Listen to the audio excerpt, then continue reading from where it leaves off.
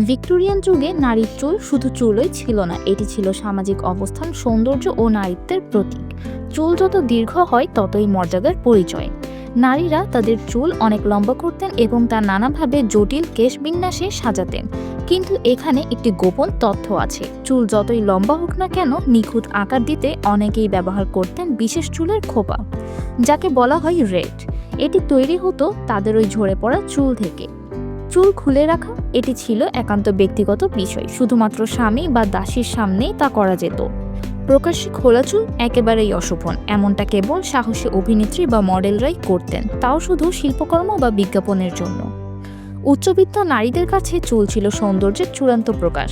অন্যদিকে দরিদ্র নারীদের কাছে লম্বা চুল ছিল এক ধরনের বোঝা। অপরিচ্ছন্ন পরিবেশে লম্বা চুল রাখা ছিল কষ্টকর, আর অনেক সময় টাকার অভাবে তাদের চুল বিক্রি করে দিতে হতো।